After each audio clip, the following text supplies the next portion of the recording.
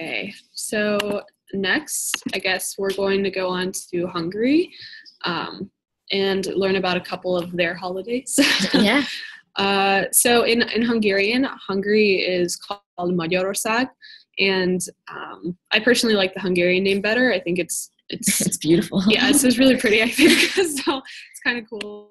But Hungary is located in Central Europe. So it's located by Austria, Slovakia, Romania, Croatia, sort of in East Central Europe, where like Germany is kind of to the northwest and like Russia is way to the east.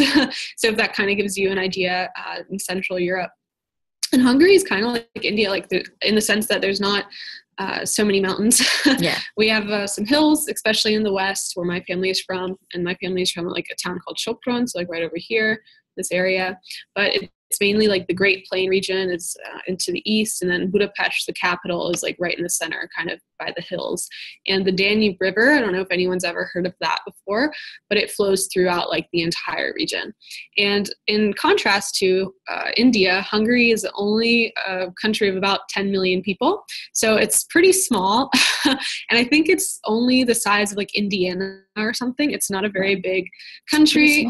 You can drive across it in maybe like 6 hours. So it's not very big, but it has a lot of history and a lot of culture as well. So it's kind of fun. But the three significant holidays that I'll be talking to you guys about are St. Stephen's Day, Republic Day, and St. Nicholas Day. So St. Stephen's Day is celebrated on August 20th. Sorry. It's like the end of summer, so everyone's kind of preparing for the fall. They're kind of going on their vacations if they haven't gone yet, like getting ready for work time and school. And it basically celebrates Hungary's original founding in 1000 AD by King Stephen I. He was the first Stephen. He was the first king. He united the Hungarian people, the Magyars, and then when I think after he died, he became a saint, but I'm not exactly sure when he died, so don't quote me on that one. But on August 20th, 1083. However, I don't know, has anybody, raise your hand if you've heard of the Soviet Union or the USSR? Okay, yeah, a lot of people, right? Pretty important part of history, right? The Cold War and all that stuff. So during the communist rule in Hungary, because Hungary was a part of the Eastern Bloc, into the east of the Iron Curtain, the big wall, like the walls, the borders that divided Eastern Europe. And under the communists, this holiday was changed to Constitution Day, and people really didn't like that because it removed basically the religious connection as well as the national connection too. And so St. Stephen's Day is celebrated through fireworks, concerts, dancing. Okay. Sorry.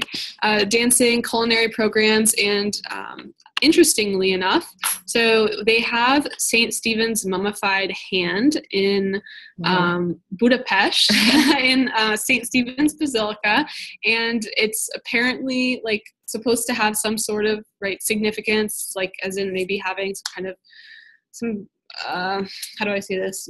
I wouldn't say like power, but it's like important, and so people like take it seriously, and so they actually will have a parade through the city where they have the hand like paraded through the city, which is the only time it's taken out of the basilica. It's only on this day. But the more fun side, I guess, of the celebrations, there's a huge firework display, and in Hungary and Budapest, people are dancing. Like I remember when I was there with my family on August 20th.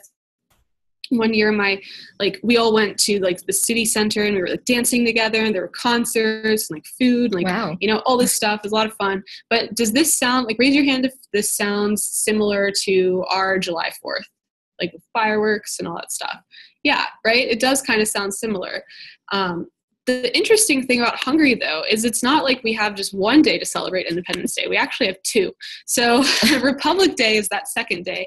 It kind of takes like the more serious side of July 4th, of our July 4th, of independence and of Hungarian independence, and like separates it from maybe the more like fun side. So although Hungary was officially founded in 1000 AD, which makes it a really old country, the modern form of Hungary was really only founded in 1989, right? Because after the Cold War ended and the Iron Curtain fell, Hungary was able to become like more or less how it is today.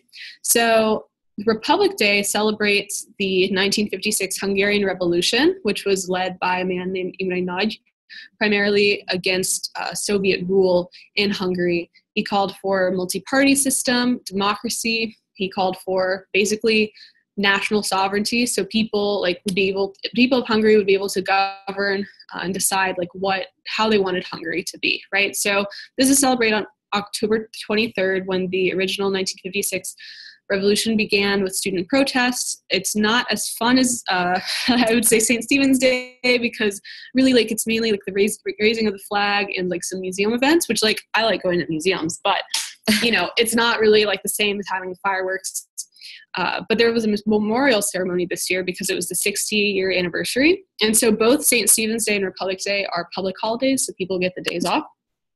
And so this is actually a picture of me in Budapest with the famous Imre Nagy statue. He's really a revered figure in Hungary. A lot of people like him and remember him fondly.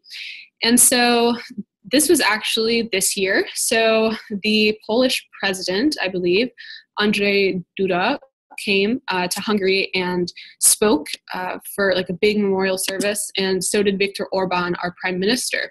And so you might be wondering why the Hungarian flag has a hole cut out and in the middle of it, and that's because during the Cold War, the Hungarian flag and actually others like East Germany, which was the German Democratic Republic at the time, these countries underneath the Iron Curtain had to include communist symbols in their flags. So Hungary had it in the center, I think the sickle and the axe or whatever. Yeah. And in order to demonstrate, that they didn't want that, the Hungarian people cut out basically that part of the flag and would hung it from their windows without it. So this is kind of a symbol of the defiance of the Soviet, oppression and of Hungarian nationalism and patriotism. And so the last day is December 6th, which most people are out of all these holidays, people seem to raise their hand, which was really cool. So this is kind of our Christmas Eve in a way. So that's because this is the day that Santa Claus, or our version of Santa Claus comes. Yeah. And so that's because it's based off of a real Christian bishop who basically was living during the 300s, and he served the poor and the needy, and he was named a saint, Saint Nicholas, right? And he has a lot of stories of helping children. For instance, I think there was one where he anonymously paid a dowry to a father who was able to not have his young daughter marry someone. Or there's another story where 3 students were killed and then he prayed to God and they were resurrected. So he has a lot of these famous stories of helping children as well as the poor and the people who need help. This is not a public holiday, so people don't get this day off, but it's celebrated in the region. So not only in Hungary, but also in Germany and Austria, Slovenia, Czech Republic. It's a big deal.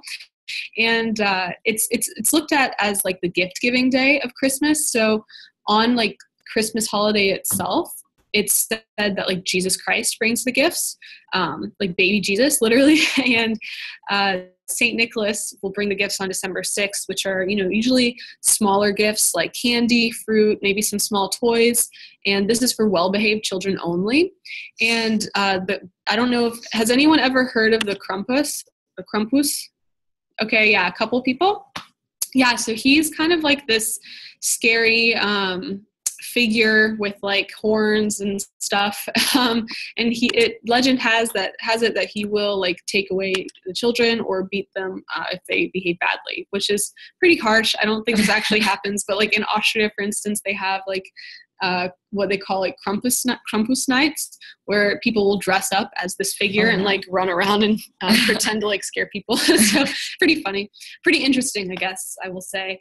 But yeah, so that's December 6th. And so this is a picture of children, with their shoes out, getting gifts in the morning on December 6th. And then this is kind of like the Hungarian version of Santa Claus, or Mikulás, St. Nicholas. And so you can see that although he does have the red and the white, he looks maybe a little more rustic than our version of Santa Claus. You know, different clothes. Yeah, different clothes, much more, I guess, rural, traditional, perhaps. And he has this figure of just being kind of this like hardy, kind, like older, man. And, like our Santa Claus. Yeah, so very cool to see, I guess, how the cultures are maybe different, but like the holiday has some similar connotations. So we're going to ask you guys a couple of true-false questions, okay? So raise your hand if you think something's true, and then put your hand down if you think it's false, okay? First thing is St. Stephen's Day in Hungary celebrates the Hungarian Revolution in 1956. So if this is true, raise your hand. Okay, good. Majority of people kept their hands down. That's actually false, right? So it's Republic Day that celebrates that. Okay, very nice. Secondly, a key figure in Hungary's Republic Day is Imre Nagy. Raise your hand if that's true. Does anyone remember? Okay, yeah, got a couple people. That is true. That's a good job. Yeah, he was the one who really spearheaded the 1956 revolution and made it a thing, I guess, brought into realization. And then 3, St. Nicholas's Day is when Hungarians celebrate Christmas. True. Hands up. We got kind of half and half. We got some people saying yes. Okay, I'll be honest, this is kind of a trick question. So yes and no, right? So they do celebrate Christmas this way by having Mikulás come and bring the gifts, but ultimately, like, it's not the same as like our Christmas Day, because they celebrate their Christmas Day on the 24th, really, or the 25th. Okay, Sneha, right. How about you? All right, so let's go think about the Indian holidays again. So how true or false? Diwali and Holi are on a different day every year. True, hands up. False, hands down. Okay. I've got a few truths. Yeah.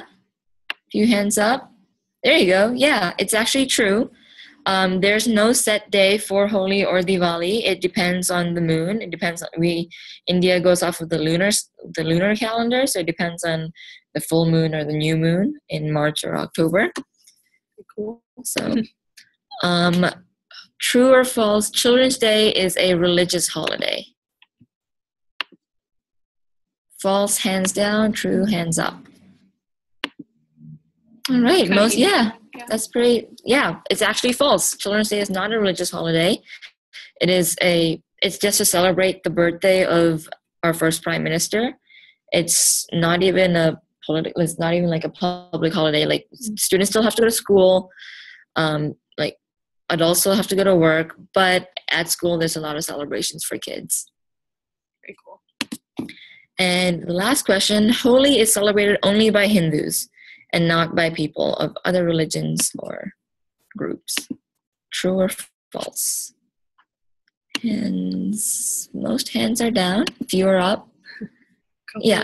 Couple up. Well, yeah, it's actually false. So put your hands down. Holi is not a religious. It's not a religious holiday. It's celebrated by people of all religions. There's multiple religions in India. There's Hindus, there's Muslims, there's Sikhs, there's Buddhists, there's Christians, Jews. Like, everyone lives in India, and they all come out and celebrate together. Very cool. So yeah. Okay, so I guess now we'll take some questions. So if you guys have any questions, you can, tell your teacher, and then they can write it to us in the chat box, I guess. That would probably be the best way to go about that. We look